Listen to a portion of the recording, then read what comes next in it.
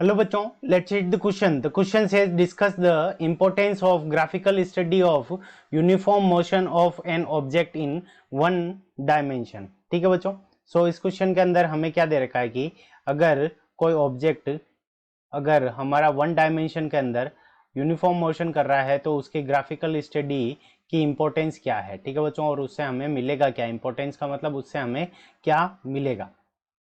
तो सबसे पहले हम यूनिफॉर्म मोशन की बात कर लेते हैं।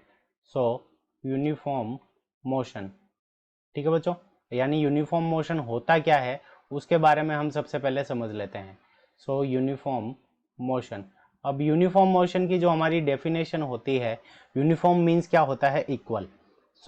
यूनिफॉर्म मोशन की डेफिनेशन क्या हो जाएगी, when an object when an object when an object covers when an object covers equal distance in equal time period। ठीक है बच्चों, when an object covers equal distance in equal time interval, यानी अगर equal time interval के अंदर अगर वो equal distance cover करे तो उस कंडीशन के अंदर जो ऑब्जेक्ट का जो मोशन होगा उस मोशन को हम क्या कहेंगे, उस मोशन को हम कह देंगे uniform motion.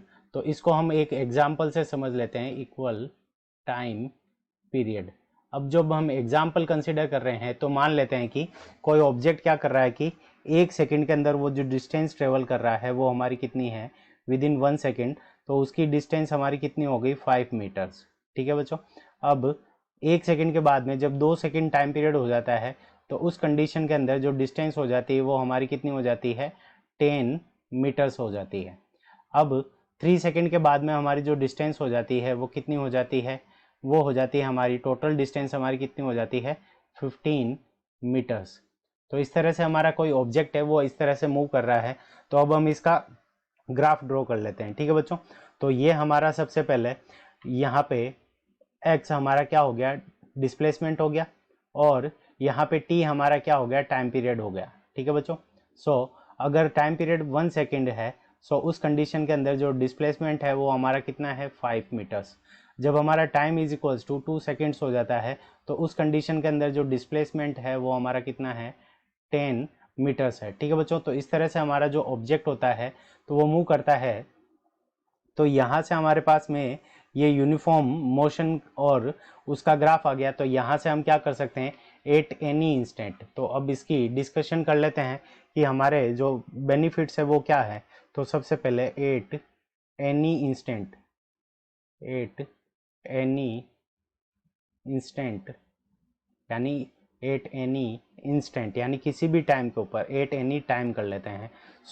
At any time we can at any time we can calculate at any time we can calculate displacement. ठीक है बच्चों, तो यहाँ से हम क्या कर सकते हैं कि किसी भी टाइम के ऊपर हम डिस्प्लेसमेंट कैलकुलेट कर सकते हैं, यानी ऑब्जेक्ट कहाँ पे होगा वो हम यहाँ से इस ग्राफिकल स्टडी से हम कैलकुलेट करके बता सकते हैं कि वो हमारा जो ऑब्जेक्ट होगा किसी भी टाइम के ऊपर कहाँ पर उसकी लोकेशन होगी वो हम एट एनी टाइम वो कैलकुलेट कर सकते हैं। तो फर्स्ट नंबर ये हो गया।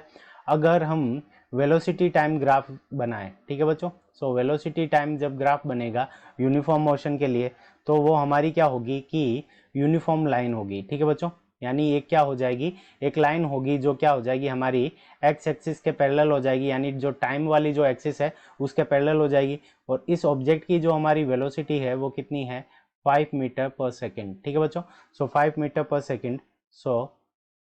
सेकेंड नंबर हमारा जो यूज हो जाएगा, we can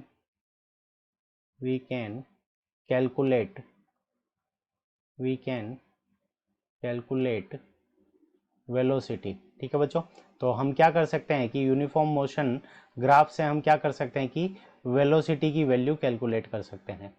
we can calculate velocity, और वेलोसिटी टाइम ग्राफ से हम क्या निकाल सकते हैं, बाय एरिया। सेकंड नंबर हमारा जो यूज हो जाएगा वो क्या हो जाएगा, by area of VT graph. ठीक है बच्चों, यानी वेलोसिटी टाइम का जो ग्राफ है by area of VT graph. अब वीटी ग्राफ से हम क्या निकाल सकते हैं कि हम निकाल सकते हैं डिस्प्लेसमेंट। ठीक है बच्चों, सो 8 बाई एरिया टाइम ग्राफ होगा, जो वीटी ग्राफ होगा उससे हम क्या निकाल सकते हैं कि ऑब्जेक्ट का डिस्प्लेसमेंट कितना हुआ है। ठीक है बच्चों, so by area of VT graph we can calculate the displacement of object, यानी इस ऑब्जेक्ट का डिस्प्लेसमेंट भी हम यहाँ से इस वीटी ग्राफ से कैलकुलेट कर सकते हैं। अब बात करते हैं एक्सीलरेशन टाइम ग्राफ का। तो अगर वेलोसिटी हमारी कांस्टेंट होगी तो उस कंडीशन के अंदर एक्सीलरेशन की जो हमारी वैल्यू होगी वो हमारी कितनी हो जाएगी, 0 हो जाएगी। तो यूनिफॉर्म मोशन के लिए एक्सीलरेशन की वैल्यू हमारी क्या होती है, 0 होती है। तो ये भी हमें इस ग्राफ से पता चल जाएगा, यानी एक्सीलरेशन टाइम का कोई भी ग्राफ बनेगा नहीं। यानी अगर हम करें तो यहाँ पे जो लाइन बनेगी एक्सीलरेशन की वो क्या होगी, टाइम वाली एक्सिस के साथ क्या कर जाएगी, कोइंसाइड कर जाएगी, क्योंकि एक्सीलरेशन की वैल्यू हमारी कितनी होनी चाहिए, 0 होनी चाहिए। ठीक है बच्चों, तो यहाँ पे इसका ग्राफ कुछ ऐसा बनेगा। So this is our correct answer. I hope you understood it well. Best of luck, thank you.